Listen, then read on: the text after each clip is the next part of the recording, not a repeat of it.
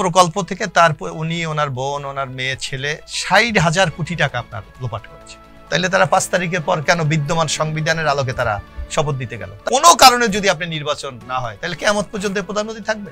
যদি আপনারা কোনো কারণে ব্যর্থ হন তাহলে রাষ্ট্রপতি তার ক্ষমতা বলে এই নির্বাচন বাতিল ঘোষণা করে দিতে পারে। এটা হলো নির্বাচনকে একটা প্রলম্বিত করা। যেমন রাজনৈতিক দলগুলি চাচ্ছে যে আপনি একটা রোডম্যাপ, চাকরির ক্ষেত্রে কোঠার কারণে মেধাবীরা চাকরি পাচ্ছেন, কিন্তু সেই ক্ষেত্রে আপনি 18 মাসে কি কর্মসংস্থানের সুযোগ সৃষ্টি করতে পেরেছেন?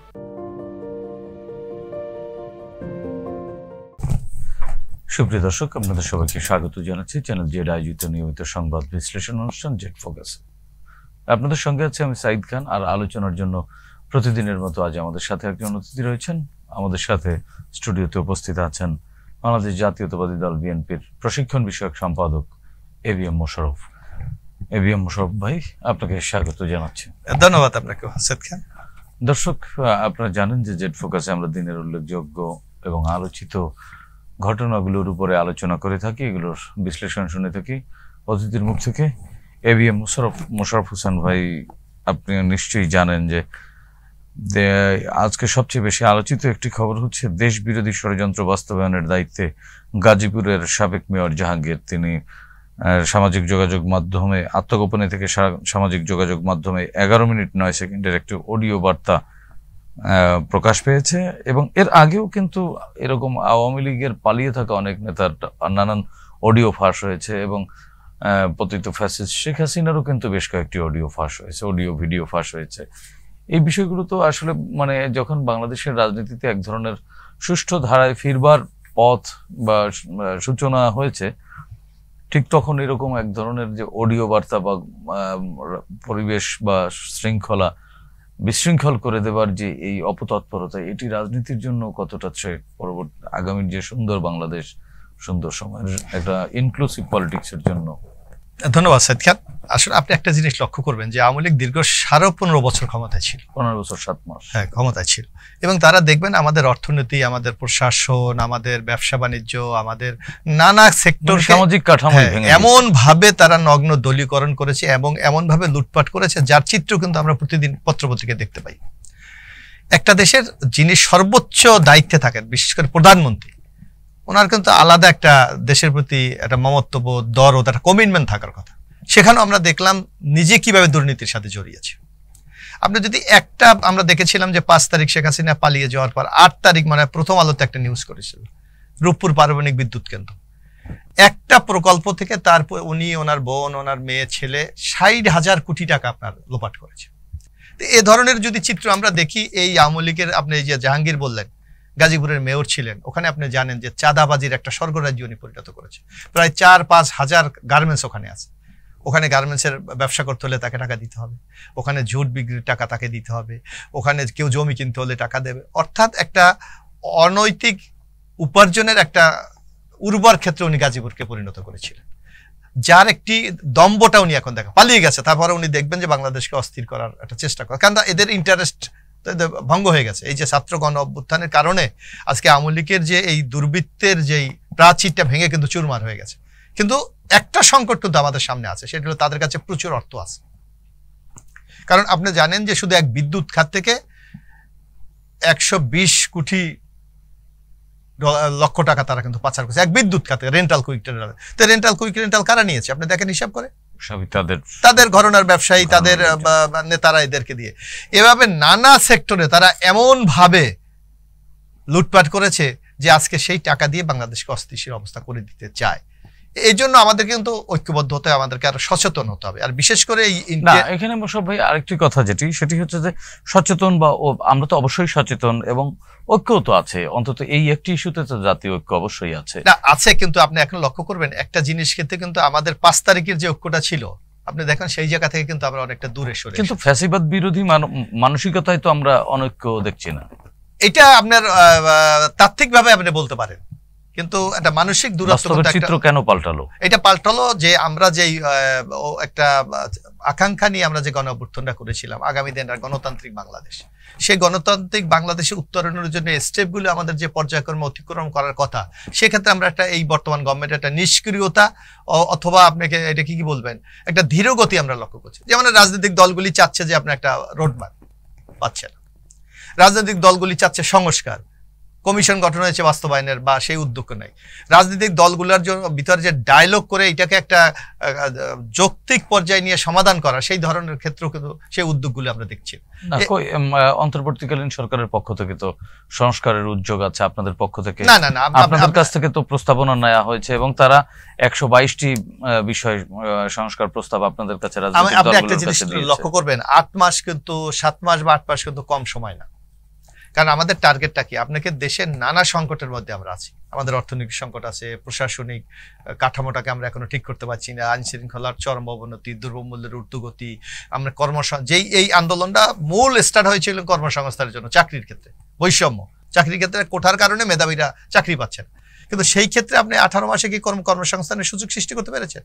পারেন না। 8 মাস তো আর পর্যাপ্ত না, আপনাকে উদ্যোগ তো নিতে হবে, আপনাকে জনগণ দেখতে চায় আপনার দৃশ্যমান কি উদ্যোগটা করুন। উদ্যোগ কি একটুও নাই? উদ্যোগে খুব কম। আপনি যেমন একটা জিনিস আপনি প্রায় দেখেন, এই যেমন গতকালকে আপনি একটা নিউজ দেখেছেন কিনা, যে শেখ হাসিনার একজন মানে সুবিধাভোগী অ্যাম্বাসেডর ছিলেন হারুনুর রশিদ, মরক্কোর অ্যাম্বাসেডর। আমরা সেই আলোচনায় যেতাম, উনি পালিয়ে গিয়ে কানাডাতে উল্টো এই যে শেখ হাসিনার গভর্নমেন্টের পর বাংলাদেশটাকে শেষ করে দেওয়া হচ্ছে, মানে বিদায়ের পর।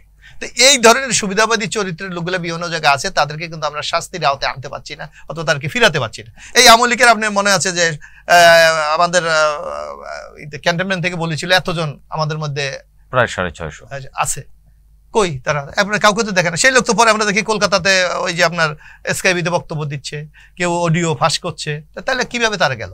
অর্থাৎ শস্যের মধ্যে একটা ভূত আছে। এই জায়গাটাকে আপনি যতক্ষণ পর্যন্ত পরিষ্কার না করতে পারবেন, স্পষ্ট না করতে পারবেন, স্বচ্ছ না করতে পারবেন। মোশাররফ ভাই, আমরা সবসময় বলি যে পরিষ্কার করতে না পারা বা আমরা কাজ করতে না পারা, কেন পারি না? আসলে আমরা পারছি না কেন? আপনার কাছে কি মনে হয়? কিন্তু আমরা তো দেখছি সরকার যথেষ্ট আন্তরিক, নানানভাবে উদ্যোগও নিচ্ছে। না, আপনি একটা জিনিস লক্ষ্য করতে হবে, আপনার দেখেন যেন আপনি এখানে আছেন, আপনাকে কিন্তু একটা অভিজ্ঞতা, একটা দক্ষতা নিয়ে এখানে আপনার এই অনুষ্ঠানটা পরিচালনা করতে হচ্ছে। এই গভর্নমেন্ট, আমার মনে হয় সবচেয়ে বড় সংকটটা ওখানে পড়েছে, তারা যাদেরকে উপদেষ্টা নিয়োগ দিয়েছে অনেকের সেই ধরনের অভিজ্ঞতা, দক্ষতা এবং জনসম্পৃক্ততা নাই, যার জন্য জনগণের পালসটা তারা বুঝতে পারছে না, জনগণ আসলে কি চায়, সে তার মতো চালাতে চাচ্ছে। এটা দিয়ে কিন্তু সংকট সমাধান হবে না আপনার। কিন্তু জনগণ তো তারা যে উদ্যোগগুলো নিচ্ছে সেগুলোও চাচ্ছে, কিন্তু আপনার পাশাপাশি একই বক্তব্য তো আছে যে আপনারা ক্ষমতা বা রাষ্ট্র ক্ষমতায় যাবার জন্য মুখিয়ে আছেন, এজন্য নির্বাচনকেই বেশি প্রাধান্য দিচ্ছেন, এই অভিযোগটি তো আছে। না, আপনি একটা গণতান্ত্রিক শাসন ব্যবস্থায় নির্বাচনের বিকল্প কি আছে? আপনার জনগণের কাছে যাওয়া, নির্বাচন দেবার জন্য তো একটা সুষ্ঠু পরিবেশের দরকার। পরিবেশ বাংলাদেশে এখন এই যে আপনি দেখেন 5 তারিখের পর যে পরিবেশ ছিল, এখন দিনে দিনে অবনতি হচ্ছে না? আজকে স্বৈরাচারীরা মাথা ছাড়া দিয়ে উঠছে, বিভিন্ন ষড়যন্ত্র হচ্ছে, প্রশাসনের মধ্যে বিক্ষোভ। আপনার নিশ্চয়ই পরিসংখ্যান আছে যে এই যে 6-7 মাসে প্রায় 170 থেকে 80টা আন্দোলনকে ফেস করতে হয়েছে, না আরো বেশি, এখন 200 হয়ে গেছে। তা আপনি দেখেন এই যে বিয়ন্ড ইন্টারেস্ট গ্রুপ কি মনে করছে এই সরকারকে? কি আসলে ইন্টারেস্ট গ্রুপ? অবশ্যই ইন্টারেস্ট গ্রুপ। কারণটা এটা হলো কি, আপনি দেখেন এই সরকারের একটা মারাত্মক ভুল করেছে স্টার্টিং এ, সেটা হলো মবকে তারা প্রথম দিকে দমন করার কোনো ব্যবস্থা গ্রহণ করে নাই। যখন নিজেদের গায়ের উপর গিয়ে পড়ছে, এখন বলছে আর মব চলবে না। এই রাষ্ট্রের তো একটা দায়িত্ব আছে, রাষ্ট্র তো আলাদা একটা প্রতিষ্ঠান যেটা মানুষের নাগরিকদের নিরাপত্তা দেবে। সেখানে কোনো মগ যেই গোষ্ঠী করুক, যত শক্তিশালী হোক, তার বিরুদ্ধে তো প্রতিরোধ গড়ে তোলার দায়িত্ব রাষ্ট্রের। কিন্তু রাষ্ট্র সেই কারণে, রাষ্ট্র তো প্রতিরোধ গড়ে তুলবে না, রাষ্ট্র তো নিয়ন্ত্রণ নেবে বা ব্যবস্থা নেবে, সেটাও তো রাষ্ট্র করছে না অনেক ক্ষেত্রে। এই যে এখন আমরা দেখলাম, আপনি প্রতিদিন এখন আপনি দেখেন যদি একটা কোথাও একটা মুভ হয়, সেখানে আইন শৃঙ্খলা রক্ষাকারী বাহিনীর দায়িত্বটা কি, সেটাকে কিছুটা হলো নিয়ন্ত্রণ করা, তার কিছু প্রসেস আছে। কখনো বাধা দেবে, যদি না পারে ওটাকে প্রোটেক্ট করা, সেটা না পারে সর্বশেষ টিয়ার মারবে, এরকম তো আছে। কিন্তু আপনি দেখেন সেখানে কি আচরণটা করা হচ্ছে, কারণ এটা করা হচ্ছে কেন, কিছু লোক মনে করছে সরকারকে প্রেশার করলেই আমি সবকিছু পেয়ে যাচ্ছি। আচ্ছা আচ্ছা, এই যে সংস্কৃতি, এই জায়গা থেকে আপনাকে, কারণ রাষ্ট্র আলাদা একটা কিন্তু কনস্ট্যান্ট বোর্ড, তাকে কিন্তু আপনার তার যেমন মানবতা থাকবে, তার আবার তার দৃঢ়তা কিন্তু তাকে থাকতে হবে, কারণ তাকে আপামার জনসাধারণের মানে ভাগ্যটাকে চিন্তা করেই কিন্তু তাকে সিদ্ধান্ত নিতে হবে। মোশাররফ ভাই, আরেকটি গতকালকে শনিবারে বাংলাদেশে এসেছেন জাতিসংঘের মহাসচিব অ্যান্টনিও গুতেরেস। তিনি কক্সবাজারে রোহিঙ্গা ক্যাম্প পরিদর্শন করেছেন, সেখানে প্রায় লক্ষাধিক মানুষের সাথে একটি ইফতার পার্টিতে তিনি অংশ নিয়েছেন। তার ইফতার পার্টিতে তার পরনে ছিল সাদা রঙের পাঞ্জাবি এবং প্রফেসর ডক্টর মোহাম্মদ ইউনূস সেখানে চট্টগ্রামের স্থানীয় ভাষায় তাদের সাথে কথা বলেছেন এবং বক্তৃতা করেছেন। এই যে আন্তরণীয় গুতরেনিসের সাদা পাঞ্জাবি পরে ইফতার পার্টিতে অংশ নেয়া এবং প্রফেসর ডক্টর ইউনূসের যে চট্টগ্রামের আঞ্চলিক ভাষায় তাদের সাথে কনভারসেশন, এটির মধ্যে এক ধরনের তো কূটনীতি আছে না। এখানে এই যে তাদের যে এই অবস্থান আসলে কি বার্তা দিয়ে গেল? না, বার্তা গিয়ে গেল এটা আমাদের এজ এ রাষ্ট্র হিসাবে আমাদের, আপনি দেখেন যে আমরা বাংলাদেশে 18 কোটি লোক, আমাদের এখানে অন্য একটি দেশের প্রায় 16 লক্ষ লোক এখানে আমাদের অবস্থান করছে এবং এখানে যেই ঝুঁকির মধ্যে আমরা আছি, একটা হলো আমরা পরিবেশগতভাবে বিধ্বস্ত হচ্ছে, আইন শৃঙ্খলা অবনতি হচ্ছে, ওই অঞ্চলে একটা মাদকের আলাদা একটা রুট এখন তৈরি হচ্ছে। শুধু তাই না, আপনি দেখেন আমাদের পার্শ্ব যেখান থেকে তারা এসেছে সেখানে কিন্তু এখন একটা রাজনৈতিক ক্ষেত্রে চরম একটা অনিশ্চয়তা চলতেছে, যে আরাকান আর্মি, আমরা যেটা পত্রপত্রিকা বিভিন্ন মিডিয়া দেখি প্রায় না নাশা আলাদা, আরাকান আর্মি যারা গভর্নমেন্টের বিরুদ্ধে ফাইট করছে তারা প্রায় 60% ভূখণ্ড দখল করে ফেলেছে। তারা কিন্তু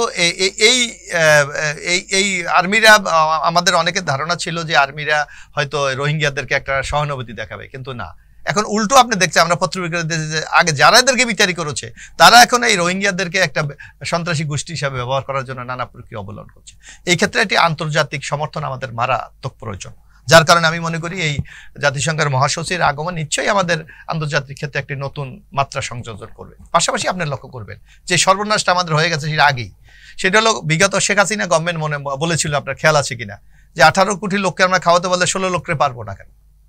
অর্থাৎ তখন তাদের চিন্তা চেতনা মননে একটা ছিল যে জাতিসংঘের শান্তি পুরস্কার পাওয়ার একটা খায়েশ তাদের মধ্যে ছিল, যেটা আমাদের দেশটাকে নোবেল পুরস্কার, যেটা চরম একটা ঝুঁকির মধ্যে আমাদের দেশটাকে ফেলে দিয়েছে।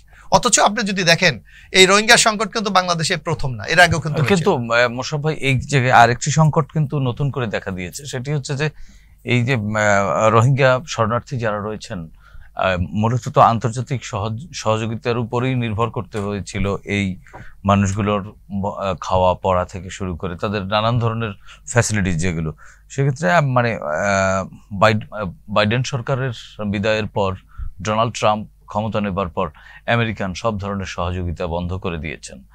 এর এক ধরনের বৈরী প্রভাব তো এই রোহিঙ্গা শরণার্থীদের উপরে পড়বেই এবং পড়েছে, ইতিমধ্যেই পড়েছে।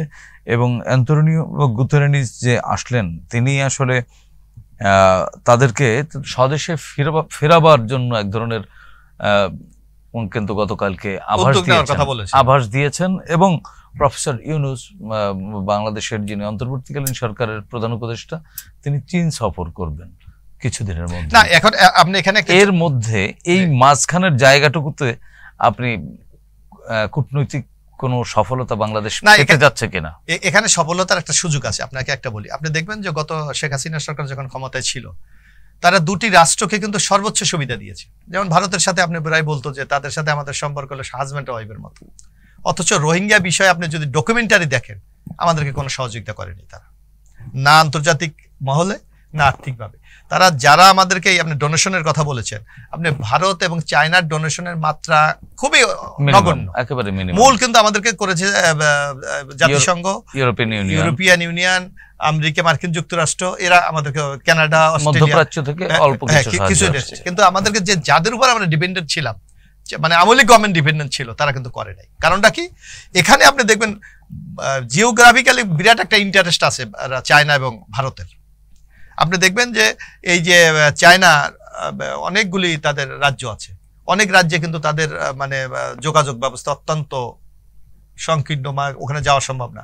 এই একমাত্র মিয়ানমারকে ব্যবহার করে পাইপলাইনের মাধ্যমে তারা কিন্তু সেখানে গ্যাস বিদ্যুৎ সরবরাহ করছে। এক, শুধু তাই না, তারা এই সাউথ এশিয়াতে তাদের একটা এই বঙ্গোপসাগর কেন্দ্রিক তাদের একটা জিও পলিটিক্স আছে, সেখানে তারা কিন্তু গভীর সমুদ্র বন্দর করেছে, আপনি যেটা জানেন। চায়না অলরেডি করে সেটা অ্যাক্টিভ, এবং সেখানে আবার 30% শেয়ার ভারতের আছে। অর্থাৎ ভারত 7 সিস্টারকে পরিবহনের ব্যবহার করার জন্য কিন্তু ওই মিয়ানমার ওই বন্দর আকিয়াব যে বন্দর ওইটা তারা ব্যবহার করছে।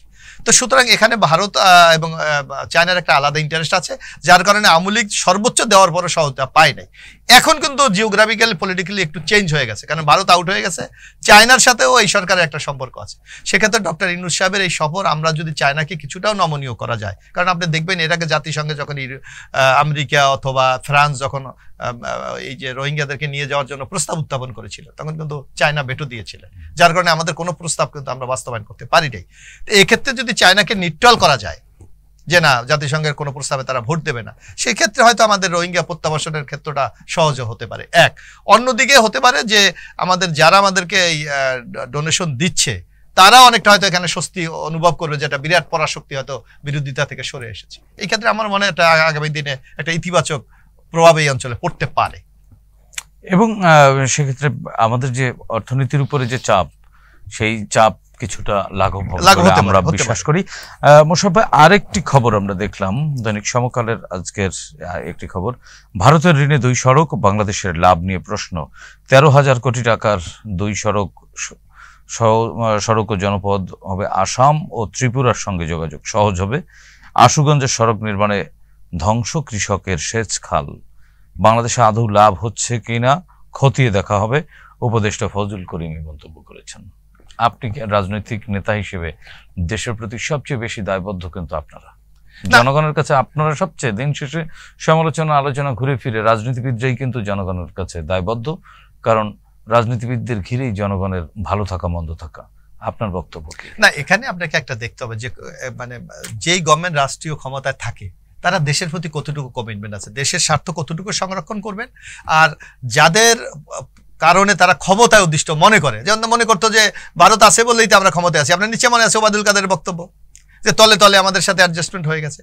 এই কারণে বাংলাদেশের স্বার্থকে তারা বিকে একটা, আপনি এইটা বাদ দেন, আপনি তো এখানে এই তো আপনার রাস্তার কথা বললেন, আপনার নিশ্চয় মনে আছে যে এই যে আমাদের রাস্তা ব্যবহার করার জন্য একটা এই যে ট্রানজিট করিডোর ব্যবহার করার জন্য তখন ভারত থেকে নির্ধারণ করা হয়েছিল যে এত টাকা আমাদেরকে তারা দেবে, ভাড়া দেবে আমাদের গাড়িতে চলার জন্য। কিন্তু বাংলাদেশ সরকার, আপনার মনে আছে, তারা বলেছিল আমরা বন্ধুত্বের নিদর্শন স্বরূপ এটা দিচ্ছি, অর্থ দিয়ে এটার মাপা যাবে না।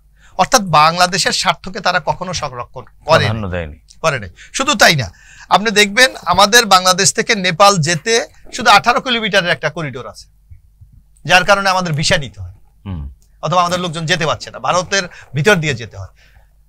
আমরা এই স্বাধীনতার 53 বছর আমরা বহুবার চেষ্টা করেছি এই করিডোরটাকে ওপেন করে দেওয়ার জন্য, ভারত দেয়নি। অথচ আপনার মনে আছে এই যে ফেনীতে মোহরী নদীর উপর একটা ব্রিজ মোদী সাহেব এসে উদ্বোধন করেছিলেন, একটা ব্রিজ যদি তারা করতে পারে তাইলে তারা 7 সিস্টারের পরিবহন চিটাং পোর্ট থেকে অনেক তাদের সহজ হয়। সেটা বাংলাদেশ গভর্নমেন্ট দিয়ে দিচ্ছে উইদাউট ইন্টারেস্টে, অথচ 18 কিলোমিটার কিন্তু আজ পর্যন্ত আমরা পাইনি। সুতরাং আওয়ামী লীগ পদে পদে বাংলাদেশের স্বার্থকে বিসর্জন দিয়ে ক্ষমতায় দীর্ঘদিন থাকার জন্য যে প্রক্রিয়া দরকার সেইটা করেছে। এই 2 রাস্তা কিন্তু তারই একটি নিদর্শন, আর অন্য কিছু তারই অংশ, আর কিছুই না। জি, তাহলে এই জায়গায় এখন বর্তমান সরকারের কি করা উচিত? বর্তমান সরকার তো বলছে যে বাংলাদেশের আদৌ লাভ আছে কিনা খতিয়ে দেখবে। এখন আপনার হয় কি, আপনি খতিয়ে দেখে কি এই প্রকল্প বাতিল করা সম্ভব? না, এটা কিছু কিছু আপনার ধরেন যারা ডিপ্লোমা ইন্টারন্যাশনাল এই কন্ট্রাক্টগুলি করে, আপনি দেখবেন যে কন্ট্রাক্টগুলি হয় কিন্তু G2G, গভর্নমেন্ট টু গভর্নমেন্ট। যেমন আপনি দেখবেন যখন কোনো চুক্তি হয় তখন কিন্তু রাষ্ট্রের যারা পার্মানেন্ট কর্মচারী, মানে আমাদের আমলাতন্ত্র, তারা কিন্তু এই চুক্তিগুলি স্বাক্ষর করে। এগুলি বাংলাদেশের সাথে ভারতের, এটা কিন্তু নট শেখ হাসিনার সাথে মোদির না, অথবা ডক্টর ইউনূসের সাথে মোদির না হয় না। এই কারণে কি ইন্টারন্যাশনাল চুক্তিগুলিকে আপনি বাতিল করা খুবই কঠিন হয়ে যায়।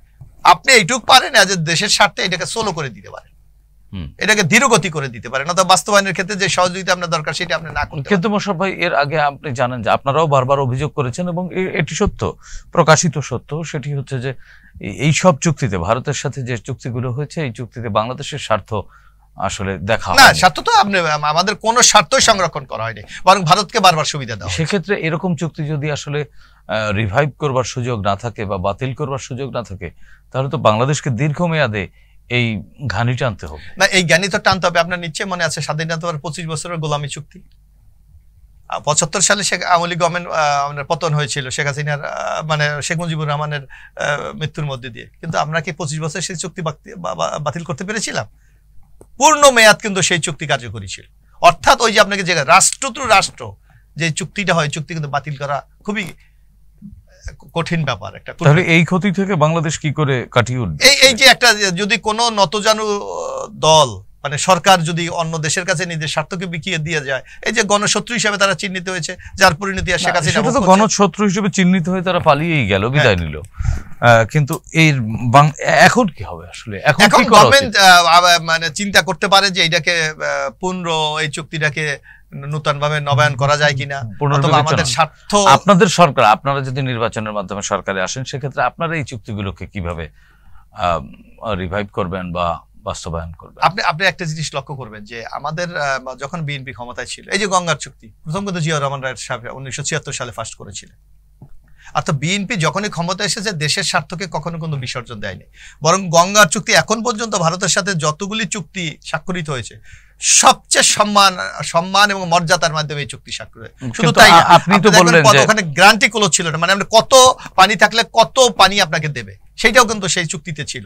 কিন্তু শেখ হাসিনা আপনি দেখেন যত চুক্তি করেছে সেটা দেশের স্বার্থকে তারা বিসর্জন দিয়েছে। না, কিন্তু আপনি তো বললেন যে আসলে এই ধরনের চুক্তি বাতিল করা অনেক কঠিন।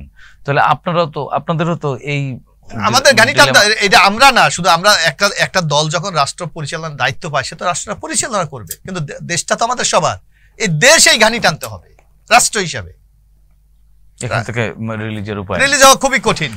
আমরা শেষ করব মোশাররফ ভাই, সর্বশেষ বিষয় আর একটি বিষয়, সেটি হচ্ছে যে নতুন যে রাজনৈতিক দল এনসিপি, সেই এনসিপির পক্ষ থেকে আবারও সংবিধান পাল্টানোর বা তাগিদ উঠেছে এবং এটির জন্য গণপরিষদ নির্বাচন আগে অথবা একই সঙ্গে গণপরিষদ এবং জাতীয় সংসদ নির্বাচনের দাবি করা হয়েছে। তাদের দাবি হচ্ছে যে এই যে সংবিধান, এই সংবিধান দিয়ে একটি রাষ্ট্র চলতে পারে না, বাংলাদেশ চলতে পারে না, সুতরাং সংবিধানটি পুনর্লেখন জরুরি, এই জন্য গণপরিষদ নির্বাচন অবশ্যই হতে হবে। এটা এই প্রশ্নের যদি জবাব দিতে আপনাকে দুইটা জিনিসের দিকে আমাদের লক্ষ্য দিতে হবে।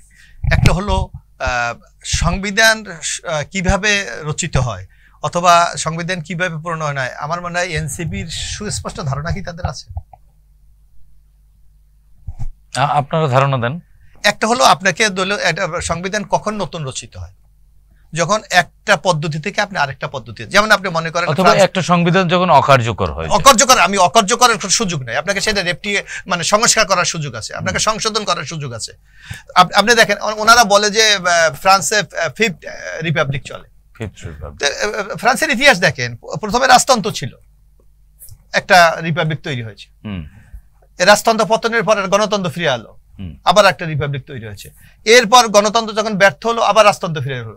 অর্থাৎ তাদের শাসন ব্যবস্থা পরিবর্তনের সাথে সাথে কিন্তু তাদের নতুন বন্দোবস্ত প্রয়োজন হয়েছিল। কিন্তু বাংলাদেশে কি সেটা হয়েছে? যদি আমি এই এনসিপিকে আমি বলতে চাই, তারা যদি এত অভিজ্ঞ লোক হয়ে থাকে, তাহলে তারা 5 তারিখের পর কেন বিদ্যমান সংবিধানের আলোকে তারা শপথ দিতে গেল? তারা বলতো যে আমরা এই সংবিধান দেশের স্বার্থকে সংরক্ষণ করে না, এই সংবিধান অকার্যকর, এর বিরুদ্ধে, এর আন্ডারে আমরা শপথ দেব না। তারা তো খুব মন্ত্রিত্বের লোভে সুর করে গিয়ে শাহাবুদ্দিনের সামনে শপথ দিয়েছে। তখন তাদের এই প্রশ্ন কোথায় ছিল? হ্যাঁ, এখন যদি আপনি সংবিধানে কোথাও আমাদের সংকট থাকে, আপনি আমাদের প্রচলিত ব্যবস্থায় তো আপনাকে সংবিধান সংশোধনের সুযোগ আছে। আপনি সেখানে কোন কোন জায়গায় আমাদের সংবিধান সংকট আছে সেইটাকে আপনি চিহ্নিত করে সেই ব্যাপারে আপনি ব্যবস্থা গ্রহণ করতে পারেন। পরবর্তীতে নির্বাচিত পার্লামেন্ট, সবচেয়ে বড় ব্যাপার হলো আপনাকে এখানে আমি মুখে বললে তো হবে না, আপনাকে সংবিধান সংশোধন করতে হলে এখন যে বিদ্যমান সিস্টেম 2/3 মেজরিটি সংসদে আপনাকে পেতে হবে। তো 2/3 মেজরিটি এখন তো আমার পার্লামেন্ট নেই, তাহলে আপনি ওইটা কি? তাইলে আমার ওইটা হলো আমার এই রাজনৈতিক দলগুলির মধ্যে একটা ঐক্যমতের ভিত্তিতে যে এই আলোচনা হতে পারে এখন যে আমরা সংবিধানে, এখানে যেমন সংবিধানে অলরেডি আপনার 2-3টা জায়গায় অলরেডি সংবিধান সংশোধন করতেই হবে। যেমন আর্টিকেল 7 যদি আপনি যান, সেখানে হলো মূল বক্তব্যটা ছিল আমাদের মূল সংবিধানে রাষ্ট্রের মালিক জনগণ, আপনার মনে আছে? সেখানে এখন 7, 1, 2, 3, 4 করেছে, অর্থাৎ শেখ মুজিবের পরিবারকে আপনার রিহ্যাবিট করবার জন্য তাকে মানে এটা কি বলে আমিত্ব করা হয়েছে, তাদের মর্যাদা দেওয়া হয়েছে যে তাদের পরিবার ছবি সভা জায়গা লাগাতে হবে, তাদেরকে এসএসএফ প্রোটেকশন দিতে হবে, তারা রাষ্ট্রের তাদের ব্যাপারে কোনো প্রশ্ন করা যাবে না, কনস্টিটিউশন চেঞ্জ, পৃথিবীর ইতিহাসে কোথায় কনস্টিটিউশন চেঞ্জ করার নিয়ম নাই, অথচ আর্টিকেল 7 বলা হয়েছে এই ধারাগুলো চেঞ্জ করা যাবে না। এগুলি তো অবশ্যই আমাদের চেঞ্জ করতে হবে। তারপর আপনি আরেকটা দেখেন যে দলীয় সরকারের অধীনে যে নির্বাচনের ব্যবস্থা তারা করেছে 57-3 কি বলেছে, সেখানে আপনি 57-3 যদি আপনি জান অনুচ্ছেদ আর্টিকেল 30, পরবর্তী প্রধানমন্ত্রী নির্বাচিত না হওয়া পর্যন্ত এই প্রধানমন্ত্রীর দায়িত্ব পালন করে যাবেন এবং কোনো আইন দ্বারা তাকে এটা ব্যাহত করা যাবে না। অর্থাৎ কোনো কারণে যদি আপনি নির্বাচন না হয় তাহলে কিয়ামত পর্যন্ত প্রধানমন্ত্রী থাকবে? এই সকল ধারা তো আমাদের অবশ্যই চেঞ্জ করতে হবে। তো সুতরাং এগুলি তো চেঞ্জ করার একটাই পদ্ধতি আছে, সংবিধান সংশোধন। তো সেই সুযোগ তো আমাদের সংবিধানে রয়ে গেছে। সুতরাং আমি মনে করি এনসিপির কাছে একটা আমি তাদেরকে পরামর্শ দিতে চাই, তারা যদি মনে করে কোন নির্দিষ্ট জায়গায় তাদের সংশোধন দরকার সেই প্রস্তাব তারা উত্থাপন না, সেটা তো আপনারা যেই জায়গাগুলো বলছেন তাদেরও দাবি একই। তাহলে এটা তো আমরা রিফর্ম করা সম্ভব। তাহলে আমি সংবিধান আমার চেঞ্জ করতে হবে কেন? আপনি কি আমার স্বাধীন এই যে রাষ্ট্রের মূল স্পিরিট, রাষ্ট্রের মালিক জনগণ, আপনি কি এই ধারা চেঞ্জ করতে পারবেন? এই শব্দগুলি চেঞ্জ করবেন? তারা চেঞ্জ করবার কথা না, তাহলে আপনি কি চান নতুন আমার লিখতে হবে কেন? আপনি কি রাষ্ট্রের মালিক জনগণ এটাকে আপনি বাদ দেবেন? আমার সাম্য, মানবিক মর্যাদা, সুবিচার, এটা আমার রাষ্ট্রের মূল স্পিরিট, সেটাকে আপনি বাদ দিতে পারবেন? বরং এখানে আওয়ামী লীগ যেই অনুচ্ছেদগুলি ঢুকিয়ে সংবিধানকে একটা ফেসিস্ট সংবিধানে পরিণত করেছে, সেইগুলিকে আপনি বাদ দিয়ে একটা গণমুখী সংবিধান করার উদ্যোগ আপনি গ্রহণ করতে পারেন। কিন্তু সংবিধান রিফর্ম কমিশনও তো বলেছে এই সংবিধান আসলে চলতে পারে না। তারা আপনার এই বক্তব্যের সাথে আমরা দ্বিমত না, কিন্তু সেটা তো আপনার একটা পদ্ধতি আছে। আপনারা কোন পথে চান? আমরা চাই সংবিধান রিফর্ম, সংশোধন। কোন পদ্ধতিতে? সংসদ পার্লামেন্ট করবে। যদি মনে করেন এই নির্বাচনের আগে যদি খুব ইম্পর্টেন্ট এমন কোনো বিষয় আছে যেগুলি আমার সংশোধন দরকার, একটা অবাধ সুস্থ নির্বাচন, গণপরিষদ এবং এই পার্লামেন্টের মধ্যে পার্থক্য কতটুকু? গণপরিষদ আপনি এখানে আমি কনসেপ্টটা খুব ক্লিয়ার না। গণপরিষদ হতো আপনি দেখেন, যদি এটা ওরা যে উদাহরণটা বলে 70-র নির্বাচন পাকিস্তান আমলে, যে ইয়ার আন্ডারে, সেটা LFOর আন্ডারে লিগ্যাল ফ্রেমওয়ার্ক ছিল। লিগ্যাল ফ্রেমওয়ার্কের একটা শর্ত ছিল, ইয়া বলছে যে আমি নির্বাচন দিতে পারি এক শর্তে, যে নির্বাচনের পর বিজয়ী দলগুলি মিলিয়ে একটি সংবিধান প্রণয়ন করবেন। এটা কিন্তু কন্ডিশন। যদি আপনারা কোনো কারণে ব্যর্থ হন তাহলে রাষ্ট্রপতি তার ক্ষমতা বলে এই নির্বাচন বাতিল ঘোষণা করে দিতে পারবে। এই রিস্ক নিয়ে কিন্তু আপনার তৎকালীন সময়ে নির্বাচন হয়েছিল, এবং সেটা হয়েছিল কি পাকিস্তানের ক্ষমতা কাঠামোর আওতায়। এখন আমরা হয়তো রাষ্ট্রের বৃহত্তর স্বার্থে আমরা প্রশ্ন তুলি না। আপনার সেই যখন বাংলাদেশ দেশ স্বাধীন হয়ে গেছে, শেখ মুজিবুর কি জানতেন 70 নির্বাচনে? কেউ জানতেন? যখন স্বাধীন হয়ে গেল আপনি তখন করলেন কি, প্রাদেশিক পরিষদ এবং সেন্ট্রাল সব এমপিকে আপনি একটা জায়গায় নিয়ে আসলেন, যে এটা সম্পূর্ণ ইলিগাল ছিল, কিন্তু কেউ প্রশ্ন করে নাই। ওটা সম্পূর্ণ অবৈধ ছিল, কিন্তু তৎকালীন সময় আওয়ামী লীগের দুর্দান্ত প্রতাপ, শেখ মুজিবের ব্যক্তিত্বের কারণে কোনো মানুষ প্রশ্ন তোলে না, বাংলাদেশ ইস্যুতে। কিন্তু এখনো আমি বলি লাইভ প্রোগ্রামে যে ওই পার্লামেন্টে যে সংবিধান প্রণয়ন করেছে অ্যাবসলিউটলি ইলিগাল। তারা যখন সংবিধান পূর্ণ হয়ে গেছে পরে বলছে এরা এমপি। এখন কি সেই সিচুয়েশন বাংলাদেশে আছে? এখন কি বাংলাদেশ ব্যর্থ হয়েছে? বাংলাদেশ কি নতুন রাষ্ট্র হয়েছে? আপনাকে এই জিনিসগুলো বিবেচনায় আনতে হবে, শুধু মুখ্য হচ্ছে আলোচনা করলে তো। সেক্ষেত্রে এখন যে গণপরিষদ নির্বাচনের কথা বলছেন এনসিপির নেতারা, তাহলে এই গণপরিষদ আসলে কি কাজ করবে? কত সময় ধরে কাজ করবে? তারা বলতে চাচ্ছে যে এখন তারা একটু কিন্তু সরে এসেছে, আপনি দেখেছেন কিনা। তারা এখন বলতেছেন যে 300 সিট আমাদের বিদ্যমান আছে, 300 সিট ইলেকশন হয়ে যাবে, গণপরিষদ নির্বাচন হয়ে এমপি ধরেন হয়ে গেল। তারা প্রথম বলতেছে দুইটা নাম হবে এটার। এই 300 সিট ইলেকশন যখন হবে তখন এটা হবে গণপরিষদ। এরা একটা সংবিধান প্রণয়ন করে সংবিধান পাস হয়ে গেলে এরা এমপি হয়ে যাবে। একই তো নির্বাচন, আপনি একই না, তাহলে আমি গণপরিষদ আলাদা আমি একটা জায়গায় যাবো কেন?